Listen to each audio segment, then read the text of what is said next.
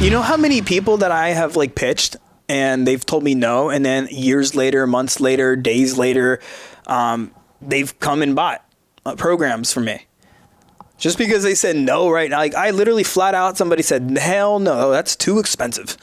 And, and then like about a year later, they're like, well, I've spent way more money and I'm I'm ready. You know, I had this one lady talking about price for a second. When I was running my Groupon, she bought a $49 membership for me. You know, fast forward about 7 years into running my online fitness business. We were doing pretty high ticket, high-ish ticket. We were doing 3K programs, which is for fitness, it's pretty high ticket for most people. And I was like, she reached out to me. I'm like, there's no way this lady's going to pay me. She paid me $49. And back then she didn't really commit. Well, I told her, I was like, hey, the program's $3K. You can pay $3K in full, or you can do installment options of, X, Y, Z. She's like, I'll do $3K in full. And she committed, and I was just like, 7 years went by and that price was like $3K was worth it to her. She was, because, she tried the $49 thing. It didn't work.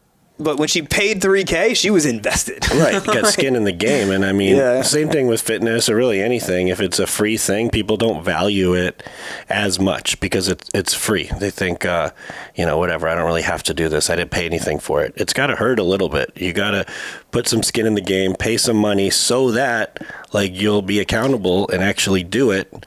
And having a coach and accountability, I mean, that's huge as well. Yeah, and a lot of people pay coaches, especially in the fitness space. Like, people are like, what the heck were they giving you $3K for? Well, they were giving me $3K for having, access to me. And yeah, but these are people that don't have coaches in anything. Like, every single business owner I know and all the groups I'm in, I don't know anybody who doesn't pay for coaching of different types of coaching. Correct. It's like I've got multiple business coaches. I've paid for faith coaching. We've gotten family coaching. It's there's obviously fitness coaching. There's video coaching from you. I mean, coaching, I consider it just consulting and getting better in these different areas of life that matter. But a lot of people would be like, that's crazy. Yeah, and it's you got to look at it. I think it was what Albert Einstein said, you can't solve a problem from the same level of consciousness that you're in. And so a lot of times we're trying to solve these problems, whether it's weight loss, business growth, or whatever it may be. And when we're in a certain level of consciousness, we can't literally solve our problems. This is why so many people go into fad diets, or they try these get rich schemes or these tactical things on, in business that, they may provide some short-term solution, but they don't actually get you to the end goal because you're not really changing your stream of consciousness. You're not growing as a person. And a coach does that for you. A coach is your guide. It's I like to use the scene of the old school basketball coach walking up to the half court, and then the player walks up to him and they meet each other halfway. The coach does not step over the line. The player doesn't step over the line, but they both meet. And that's really what great coaching is about. It's you meet, and then the coach helps guide that person on wherever they at. Where are you at right now? And it can be scary with a big investment like that. Was your first business coach Vince Domani?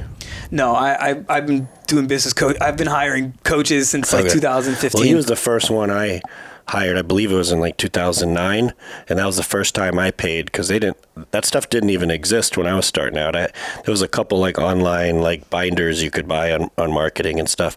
He was the first coach I hired, and it was $10,000 at the time to join when I was $10,000 in debt. So sticking another $10,000 on a credit card, pretty scary to do, but just connecting with those people, what you were learning, and just that collective kind of brain power of people getting together, doing the same thing and helping each other out and working together versus having this I'm on my own, you're my competition mindset, which is where I was coming from, just out on an island doing my own thing, thinking everybody was out to get me. And I got into this group, and it really opened up my eyes to this abundance thinking of working together with people, helping people, and having a coach. And it was scary, but that year, that's when business really was a pivotal moment and things totally took off. Yeah, when your environment changes and when you're around people that maybe have that, they already know the answers because they've been through the journey. It's like, hey, don't step there. Oh, thank you, coach. It was a little easier then, I feel like. It was a good timing because there wasn't like a ton of coaches. And I knew him and I knew his background and his success, where today it seems like you got to be careful who you're getting coaching from, because there's so many people out there coaching, but they didn't put the work in to maybe get their certifications, to study kinesiology, get their degrees, get all the work done. Or if it's in business, have they run a business? Do they have any experience? It's like you don't want to get in with the wrong person. Do you have any tips for that? 100%. And I think this comes down to like having, there's like staying in your lane, right? And then it comes down to like, what are your experiences? And so there's two perspectives. So from if somebody's looking at getting into coaching, or if you're in coaching or running a coaching business, and the other if you're looking to get coaching, right? Where if you're the coach or if you're looking to get into coaching, like I tell people adamantly, do I know how to run a business? Yes. Am I a business coach? No. Like I consider myself a media coach. Like this is where I've spent my time. I have expertise here. I've had success here. I've generated now over 300 high ticket clients, people that have paid me $3,000 and up for through video and social media. I feel pretty good at teaching people this because I've done it, right? Am I the best at setting up systems? Not really. I still pay coaches to show me how to do that. And so I like to stay in my lane.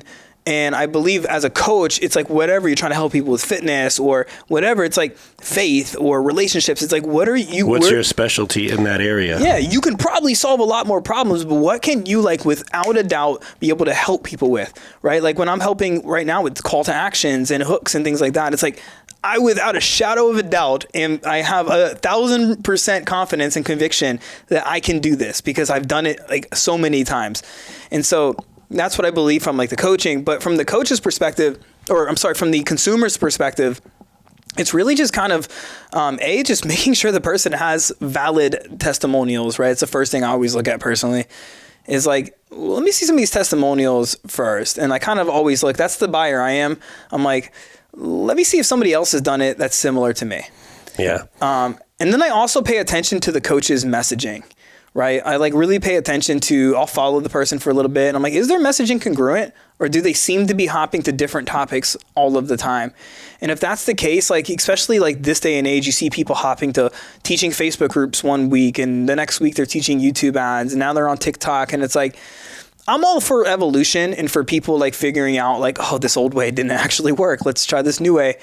But I always pay attention to that. Like, is the coach that you're trying to hire, whether it's with fitness, like, are they talking about intermittent fasting one week and then, maybe a month later they're talking about like intuitive eating? It's like, sure. I kind of pay attention to the messaging and do they stay congruent?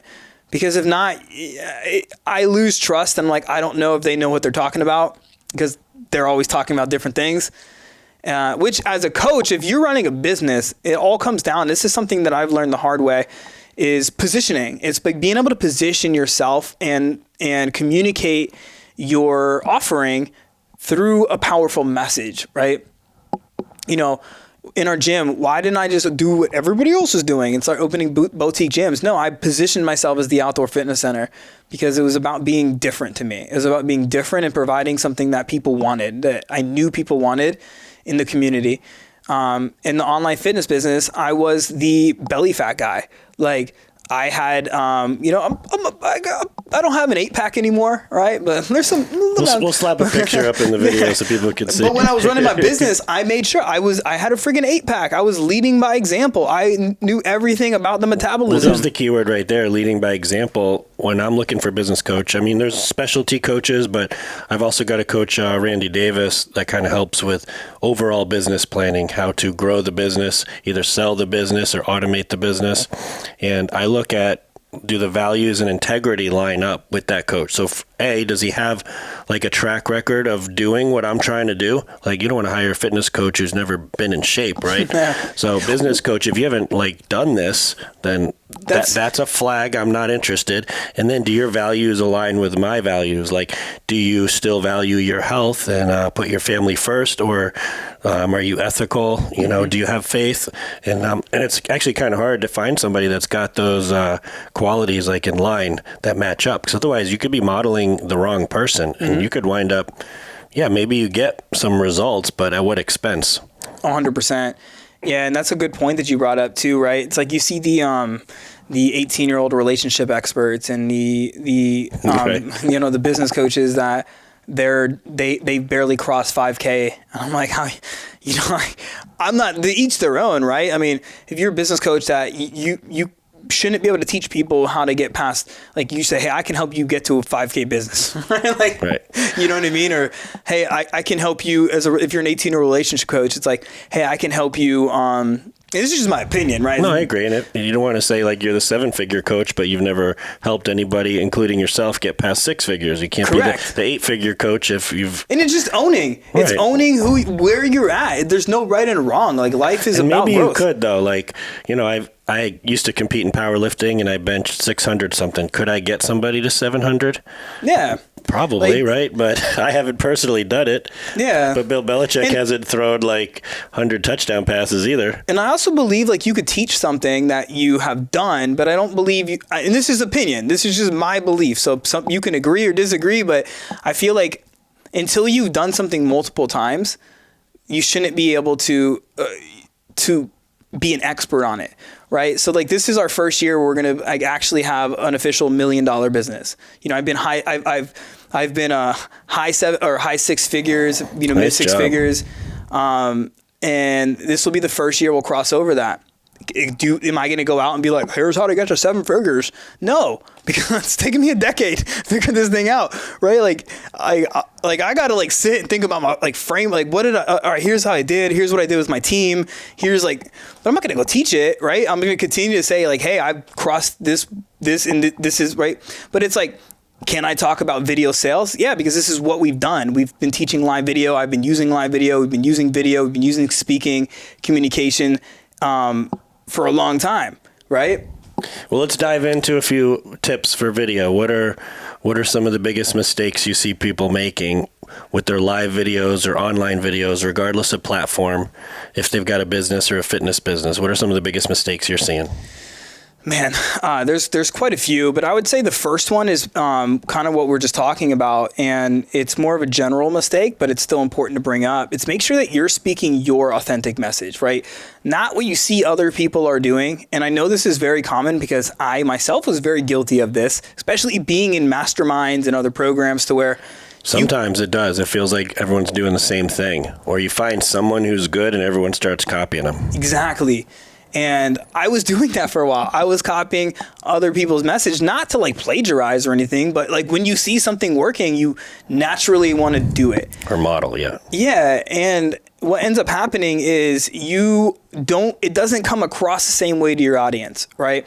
Versus like if you speak on something that you are passionate on, but you're not, like, let's back up for a second, actually, to put some context here. The first thing is, you gotta, especially when you're starting off, you should have a very specific human being that you're building a program for or a product for, right? Like an avatar? Yeah, like one person. Start off with one human. Like people get so stuck into the niche thing where it's like, but I mean, you can be in a niche and the niche can have like, 5, 6, 7 different avatars, right? So from my experience, just focusing on one person. So if I want to make a program for you, I would like figure out what's your pains, what's your struggles, what's your symptoms, what's your desire, what's going on in your life. What do you like? I would figure out that and I would create an offering for that person.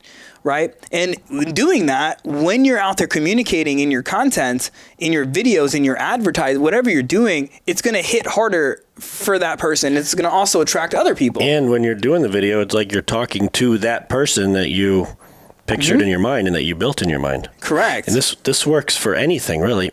My son was in 2nd grade last year and did a project on tigers, and he had to talk for like 3 minutes on a video I was taking with my iPhone, and he was stumbling up and couldn't quite, like, he knows everything about tigers. He didn't even have to like do the research, but he was getting nervous talking on there, not knowing how to say it, who he was talking to, and he kept messing up. And I just told him, I said, listen, just pretend like I'm grandpa and you're just telling me some stuff about the tiger that you know. And then he just pictured me as his grandpa and he just told me a bunch of stuff about the tiger and the video was fine. Yeah. But like when he was trying to like talk to the teacher, the class, and the school, like it got all messed up. And that brings me to this next point, which I see as a mistake. So once you know who you're talking to, right, and you have you know what your program is designed to do, right? For example, in my fitness business, it was I help people lose up to 30 pounds of belly fat in 90 days. Were other people talking about that? Sure. But this comes to this next piece. What most people are doing is teaching at their audience. All they do is teach.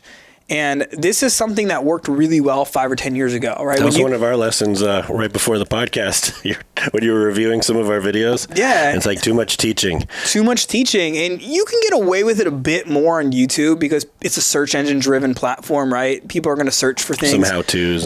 Yeah. And so like you can get away with it more on like YouTube and stuff, all right, and like Google. But even then, this day and age in 2022, content is a commodity. Content is a commodity, right? There's more. I don't know if this is true or not, but it's got to be close to true. And if it's not, it's still pretty believable to me. So I'm going to share it.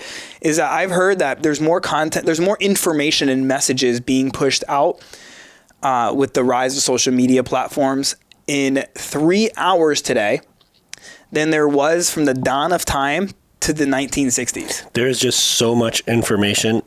It's crazy, it's unbelievable, and it's just overload, and it's actually being detrimental. There's so much information out there. Yeah. So how do you stand out in a world where it's a commodity? It's everywhere.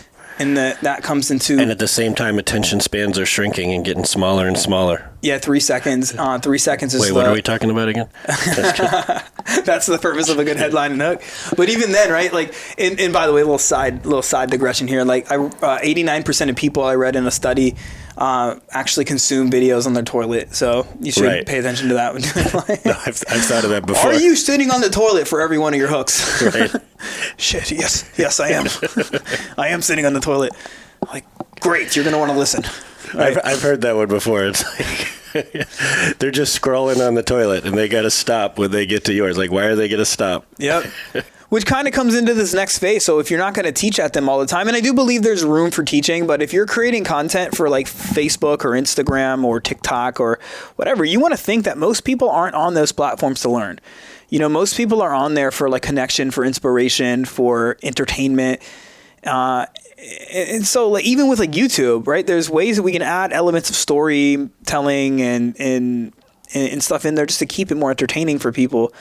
But what I find is that what works well in content, whether it's videos or whatever, and this is actually important for, it doesn't even matter if you're doing content. You could be doing anything in life, talking to your spouse.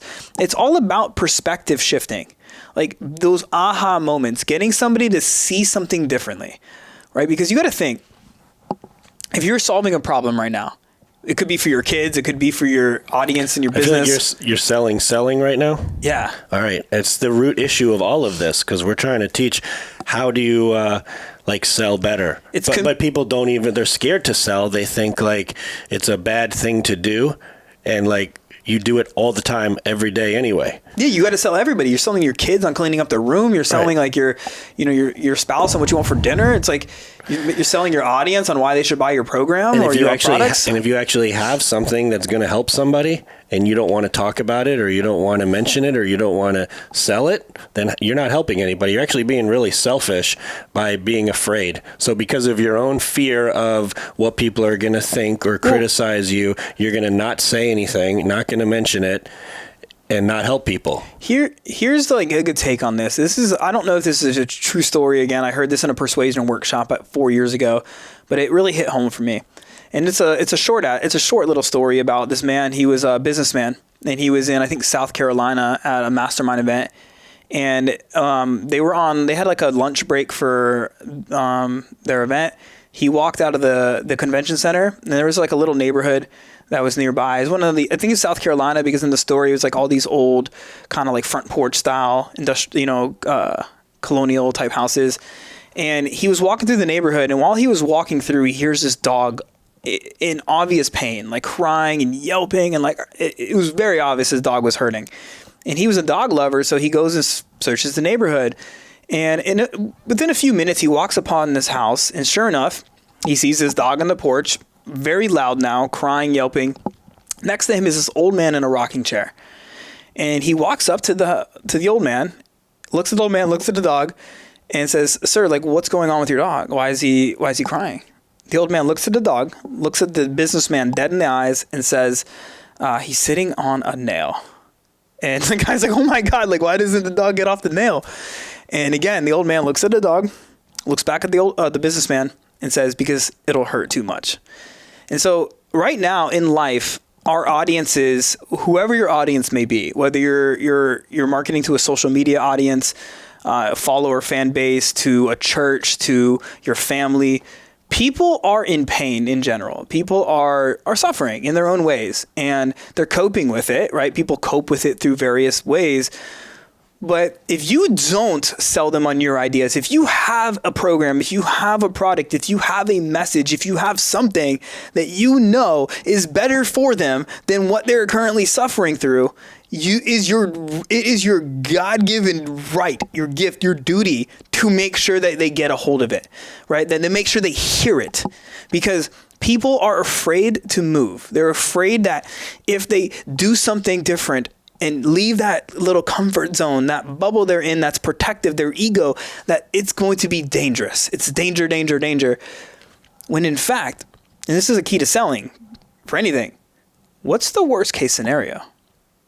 Right? So one of the ways to get somebody to see something differently is to address a mistake. You can do this in videos. You can do this in any kind of communication. And if you can say like, because most people don't know they're making a mistake. Like, let's use weight loss as a very easy example. Future pacing for them. Yeah. Like if this goes absolutely horrible, this is where you're going to end up. Yeah, we'll use weight loss as an example because I think it's pretty relatable for any scenario. Let's say like you're trying to help somebody lose weight, and they're making a mistake of eating 600 calories a day. You know, and if you're in the fitness space, you probably like, that's incredibly too low for most human beings. Like my 2.5-year-old son eats more than that in one sitting. And so it's like, they're not doing it because they're like, I'm going to wake up and make a mistake today. No, they're taking an action they think it's going to solve a problem, and they believe it to be true. And you can't go and tell somebody, hey, that's a mistake, don't do it, because they believe that they're doing it for a reason. They maybe believe that eating less is going to help them lose more, or that maybe they heard it on a YouTube video and somebody said to do that, or maybe their trainer told them to do that, and they're right. So so what we have to do is first address it. Hey, if you're eating under 600 calories, it's a huge mistake. This is why. And they're like, huh? I'm doing that. So whatever the mistake is, we address it. And then we want to give them a worst case scenario. Well, that can actually end up like this. You can damage your hormones. You can X, Y, Z, whatever the consequence is. Let's let them know. Like, oh, I don't want to get worse. Nobody wants to get worse. People are okay being complacent. God forbid they get worse. So you let them know it can get worse. And then you're like, so if you actually want to lose the weight, here's what you do.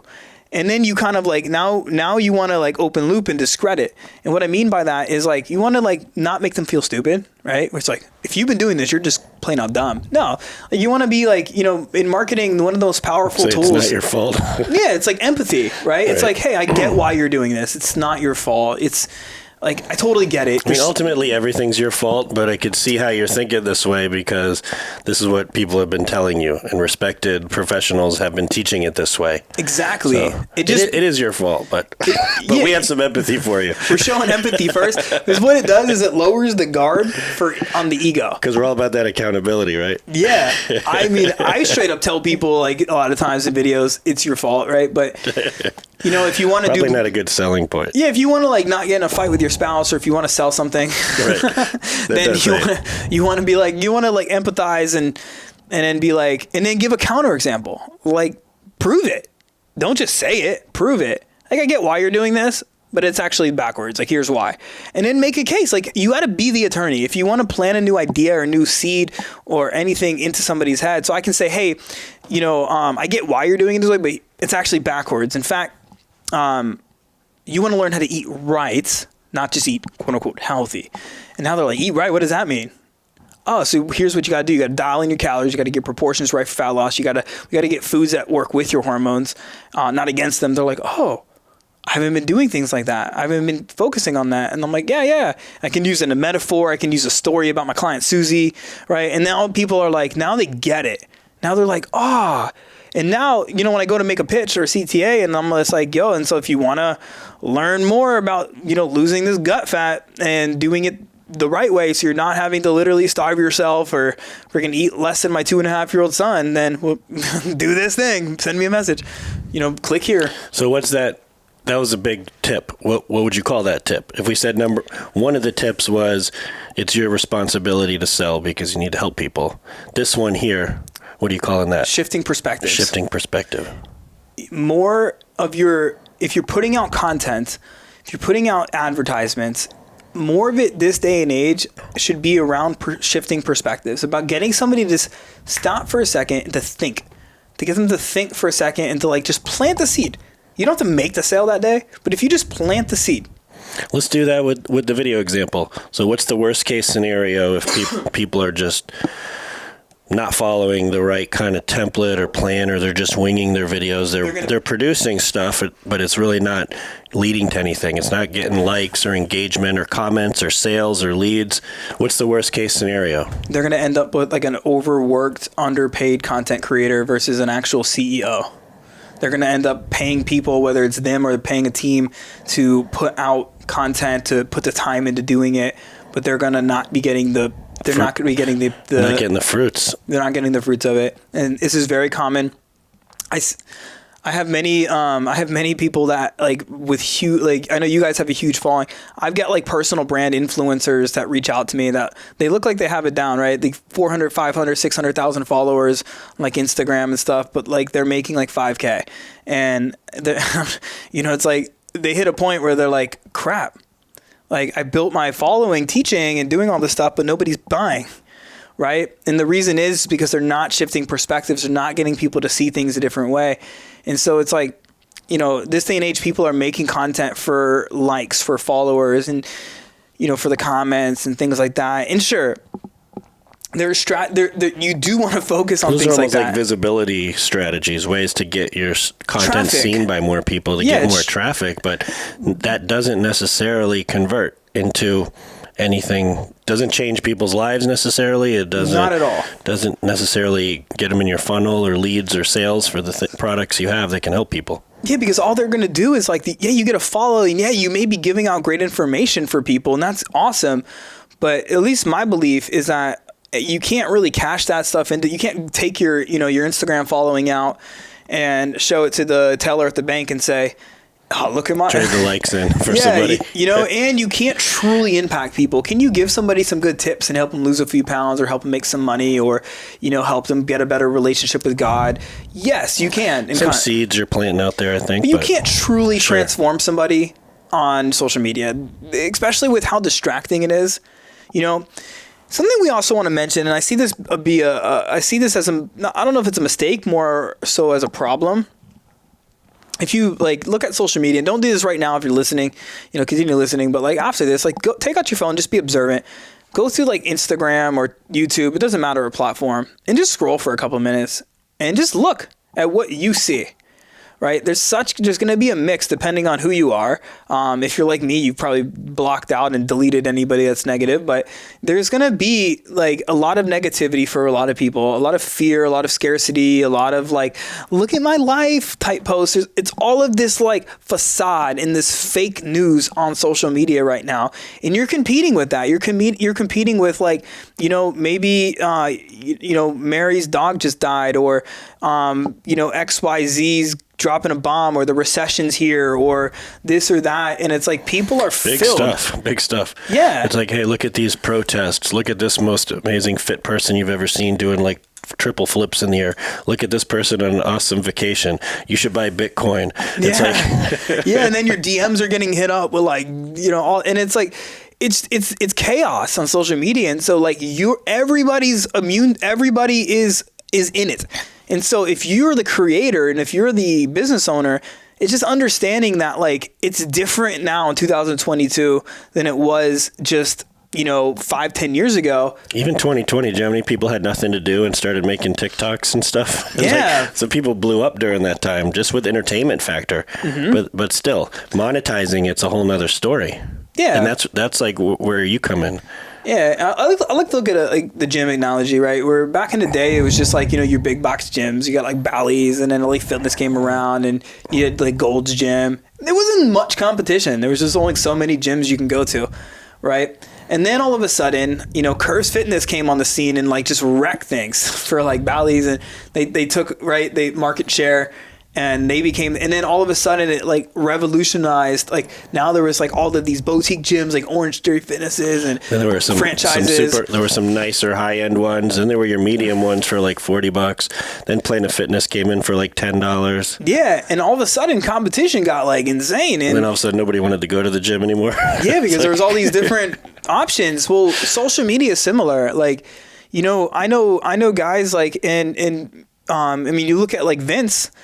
Back in the day, from at least what I know, like, with the YouTube channel, it was just, there wasn't as much, like now it's still very doable, but now it's different. The dynamics are different and the way you put out content has changed, right? It's like the principles are still in place. Like the principles of great marketing and great videos are the same, right? You got to have a solid headline. You got to have a solid hook. You've got to, right? But the claims, you can't, it's like if you're making the same claims as everybody, if you're making the same content, like if you search YouTube right now, how do I lose 10 pounds? Oh my God, like do it. Yeah. How do you stand out, right? And that's where positioning comes into play, right? This is where like really being able to position yourself.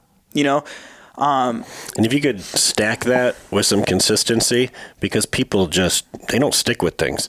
They give up like really quickly. And even if you made it somehow like 1 to 2 years, which amazing, because most people are never going to get that far, but most people they get burnt out. They lose the passion for it. They don't want to do it. It's not working fast enough. So like if you can combine what you're saying with some long-term consistency, man. It's like an old mentor told me, he's like, yeah, it could take you 10 years to get to $1 million. And I was like, dang, I listened to that dude. I shouldn't have. 10 years.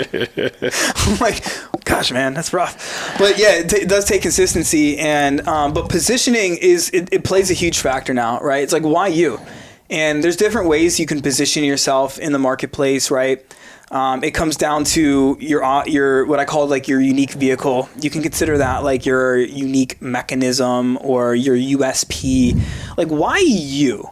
Like, if is what you're doing is probably not unique to the marketplace at this point. So why you? And so your unique selling proposition is one, or I call it your unique vehicle. It's like if you're trying to help somebody, somebody has a problem, say they're overweight and they want to not be overweight anymore, there's so many vehicles they can take. There's different diets they can do. There's different workout. There's different whatever. There's so many things they can do. Why you? And it's just like coming up with maybe a framework, around like your nutrition like philosophies, or your workout philosophies. It could be similar to what other people are doing. You just give it like a cool name for what you're calling it. And then you're going to relate to people differently than other people are. Like you're going to attract people just because of your personality. Maybe because you're not as energetic or more energetic, whatever it is. People are going to relate to different people that are potentially even teaching similar content. So you want to differentiate yourself. But even if it's a little similar to other stuff that's out there, there's still people that want to hear it from you, or they don't hear it from something rubs them wrong with those other guys. But when it comes from you, they can take it in and actually use it. Yeah, and there's two things that I think will be super helpful for people on that. The first is what I call a backstory, right? The backstory is a thing that you can implement into your entire marketing. An example of a backstory could literally be anything. Where for me, American Ninja Warrior is how You've got a few. You got the Ninja Warrior story, the electrocution story. And I use all of them for my fitness, right? And so I was like, okay, I was on this platform. How can I make the best of it? Well, I use it as a backstory. So not only did I position myself as the belly fat guy, right? But what I did, I was the belly fat ninja guy. And so when somebody was like, hey, I need to hire somebody to help lose the belly, they were like, let's hire there's that belly fat ninja guy. Literally, I would be on the phone and like the belly fat ninja guy. I'd hear like the husband in the background, like, honey, like who are you? Like, and she'd be like, hey, I'm on the phone with the belly fat ninja guy. Like literally, I made that an archetype. That's right? awesome. And so I would use it in stories. I would bring it into weave it into my content, and it was by design. It wasn't because I was like, let me just talk about this. I was like, heck no, I'm going to use this to like make money. And for you, those are kind of like obvious ones that you probably could pull right away and be like, this sticks out. But for a lot of us, we think our story is not that big of a deal. but you're telling someone else, what's the thing that they're like, really? And they ask you again, like, what happened there? The part that to you is just part of the story could really be the thing that's your story. Anything, man. I have a woman that she wanted to do a professional speaking tour, and she never done it before, and she was afraid to speak on camera, and so we use that as her backstory. Let's talk about it to your audience. As you weave it in, say, hey, like I was terrified on camera like a week ago.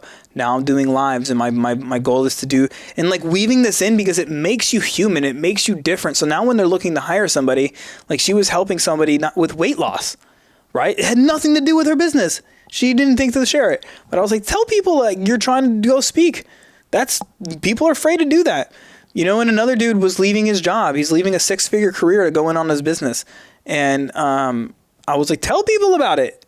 And like, you know, and there's so many different things. I mean, you could be planning a family vacation. Like weave it because you want like, oh, it's that family guy. That's that family woman. So you keep mentioning like, kind of like these different nicknames. And my friend Sean Hadsel, he calls himself the Ripped Grandpa. Like, does it help to have an archetype? Yeah. Yeah. Like have some kind of nickname or character or something that you're kind of getting people to remember you by? Like someone's first and last name may not be that easy to remember versus like the Ripped Grandpa or something. Yeah, I think it's super helpful to have, like, I call them like the archetypes, that your social media archetypes, where you want to become known for something. And I actually learned this concept from Vince. I remember he said that he was Skinny Vinny. Yeah, and the Skinny Guy Savior and Skinny Vinny. Savior. Yeah. And I was always thinking, like, what can I be? And so that was a lesson I took away from him. And I was like, what can I be? And I always thought about that. Like, what can I be? And that's where, like, I was like, I have all these stories that I can use. That could be something Viking or the Swedish something. The Swedish Viking. No, it's got to be something in between there. I don't know what. The other thing that somebody can do, to your point here, is think about what you stand for and what you stand against. We were talking about this before we went on the podcast, where what are you adamantly against? It could be something that's industry wide where you're just like, I am completely against this. And what do you stand for? Right? An example is, could be like, it's like never ending. Take ab training, for example, and you say like you're against crunches and sit-ups. So how to get abs without crunches and sit-ups. And if it's something, and here's where people go wrong. You hear people say you got to be polarizing, and it's like people just go be polarizing because somebody told them to be polarizing, right? But it's only works if it's real. And so if you're adamantly against ab training, you think it's a complete waste of time, and it's like you believe that to your core. When you infuse that, I call these rants, where you just go on and it's a strategic rant. You're not just going to rant to tell people about your pet peeves. And that's a good point. It should never be your pet peeves. Don't complain to people. Nobody wants to hear pet peeves and complaints. Right, pet peeves. Right. But when you stand for something that you know is common in the industry, where people are doing this thing and you're like, that's wrong. You know, and another example could be in the weight loss industry. The dieting, like everybody's restrictive dieting, and it's like, if you believe that's wrong, stand up and voice it. Like, don't be afraid. Well, what are people afraid? That controversy or ruffling feathers or judgment, having other people kind of argue or debate with you. Oh yeah. Then, they don't want to get involved in that. But that's what's going to make you stand out. Like, don't be afraid of it. Lean into that. What you're going to do is you will attract. What you're going to do is repel people. There's going to be people that leave, and you're going to see like a dip. But then other people are going to really like that. They're going to get attracted, and they're going to have a much stronger connection to you than that audience of kind of lukewarm people. 100%. Yeah. And I feel like that makes a big difference. And I feel like I can give somebody the perfect content strategy, the perfect video sales strategy. I can teach somebody the exact skills. I can say, here's how to do hooks, here's how to do CTAs, here's how to use storytelling. But it's got to be authentic. And it's gotta come from this place. Like, the missing ingredient to this, and I'm using quotes here, to become a micro influencer, is to add your own opinions. Like, people are afraid to do this, rightfully so, because it's like, you get canceled. It's like, what are people going to say? What are people going to think? Blah, blah, blah, people blah. will be outside your driveway rioting. Yeah, but at the end of the day, like, if you really want to make change. We're talking about health here. We're not in politics. I mean, some people do get into that stuff, right. and, it's to each their own of what they want to bring onto their platforms, but It's like when you can bring your own real opinions into your marketing, into your content, into your speaking, into your messaging as a whole, that stands you apart, because now people have a reason to follow you, right? And then you're getting away from this modeling and copying everybody else, because you're adding your own.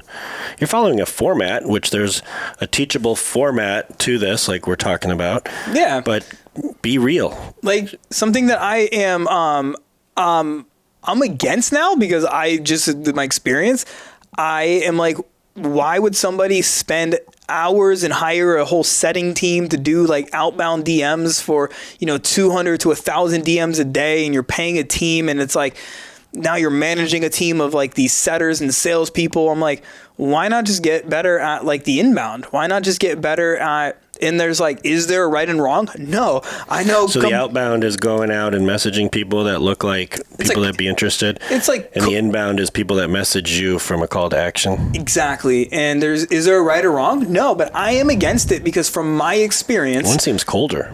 One is colder, and I know people that have like 7-8 figure businesses from all outbound DMs, cold DMs, cold calling, things like that. And it works.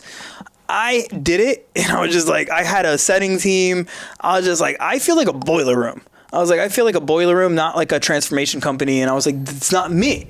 Sure. Is it wrong? To me, yeah. Well, does it work? Sure. Go do it if you want to. But for me, I am against it, because I've learned how to now create back-end systems. I've created like inbound where I can bring, like, people came to you because they were interested, and they reached out to you, and now you've got a process to work with them, which is different than kind of going out and cold calling people and during dinner and stuff. Yeah. And so our team measures like inbound leads. So at the end of each week, we have a weekly debrief where we're like, how many inbound leads came in? And like, I'll have my Facebook group guy, which is our, primary platform right now, Facebook groups, but I'll be like, how many inbound leads came in? Or we'll look at the podcast, how many came from the podcast, how many came in from this? And we measure that. And if we're like, oh, this week we had 50 inbound leads, but the week before we had 100, we may be like, right? So like, okay, what do we need to improve? All right. And so it's this constant, like, how do we get more inbound leads? So at this point for us, it's like, we know that as long as we do this thing, we'll get like, 50, 100, 200 inbound leads coming in.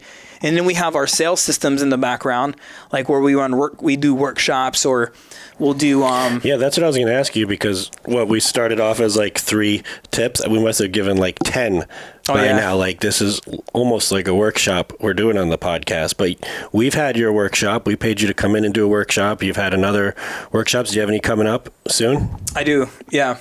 I have. 'Cause, I mean, we're starting to get into the nitty gritty of this now. Do you have something people could attend, or how do they get more information about that? So it depends on where they are. I think the easiest thing for people to do is they can either follow me on Facebook and just reach out, or if they want to go to www.monetimelives.com, there's an option to download a free video planner. Pretty much what it does, I give strategic topics for people that want to, and the topics are universal. Anybody can apply the topics no matter what business they're in. And I also give a cheat sheet on how I structure videos. That's at the website? Mm-hmm. Yeah, it's a downloadable thing. That will give them the access point. So if they want to join my Facebook group, and that's where we're... So that's your one call to action. We don't want to dilute this by mentioning the School of Impact podcast and all the other, your Instagram handle. We don't want to give too many, right? We'll list those below. Yeah, if you download the guide, you'll be on my email list, and you'll have the opportunity to join my Facebook group. And at that point, like, I'm promoting the podcast. So if you like listening to the podcast, you can check out our podcast. It's way more topics like this. You're talking to people that do video. Well, yeah, it's become like really impact based. So I like to bring people on that are about, which, I can have you on, which is about like creating more impact in different ways, right? So it's largely to do with like, video sales and, things about connecting with your audience, captivating your audience, converting your audience. We talk a lot about that, but we also bring, guest experts on to talk about other things that have to do with impact, Everything's impact. Yeah. Awesome, man. Which, yeah, what were you gonna say? yeah, if we want to kind of like end this off, for anybody listening right now, which by the way, if you're listening, I want to just give you a massive appreciation because you're one of the few that have a longer attention span than 3 seconds. So like, if you're still listening right now, I want to say like, you're one of the few, you're one of the good ones. You're one of the ones that will be successful because most people can't listen or for anything for longer than 3 seconds. So, shoot a message to us and just let us know that you listen to this because, you just shout out. Like I have a lot of respect for you. One of the things here that you could take away, one of the last takeaways here is that this is a belief that we are put on here on this earth with a gift. Some of us may have realized that gift, some of us haven't. We all have a message inside of us, right? Everybody has a message, whether you know it or not, or you're clear on it or not, or whatever it may be. I believe that your message contains a light, an inner light. And the belief here is that if you look around with all like the fear, especially right now, the scarcity, the negativity, the recession is, COVID, that, all this craziness, there's a lot of darkness in the world. And, now more than ever, people are suffering with depression, anxiety. They're living in different parts of fear. They're drinking too much. It's not great, right? I believe that if you have a message that is a light and it's a beacon of light, that when you learn how to speak it out, when you can learn what it takes, whether you want to grow a business or you want to impact a church or whatever you are going after right now, when you learn and you speak up and you are the one that says, you know what, I may be scared, I may be fearful myself, but I'm going to lead by example. I'm not going to quit on my dreams. I'm not going to give up. And you choose to stand up and speak out that inner message, it has this enthusiasm, this passion, this light to it. I believe to my core that when you do this, if enough of us collectively can do this and speak out this light, this message, that we will make a major impact in this world, right? That's why I made the transition from fitness into what I do now, because I believe God put, like, this is my purpose. And I recognize it with the boulder. That's for another podcast. But I was like, this is my purpose, to help people speak their inner lights out to the world. So just know that, like, if you have something, maybe you're fearful now.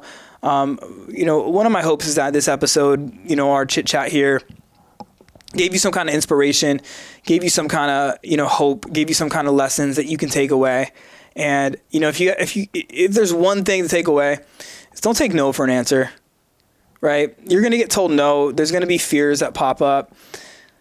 But if you really want to make impact, if you really want to make a change, if you really want to fulfill a vision, a passion, a dream, you got to go all in. And you got to be willing to have the do whatever it takes mentality. And I know you can. Amen. I love that, Jason. Thank you so much for being here, for sharing your light with me, with you. And, being fearful, it's normal. But we want you to be strong. We want you to be courageous. And most importantly, never give up. All right. Thank you so much for listening to the Strong by Design podcast. And we'll see you in the next episode.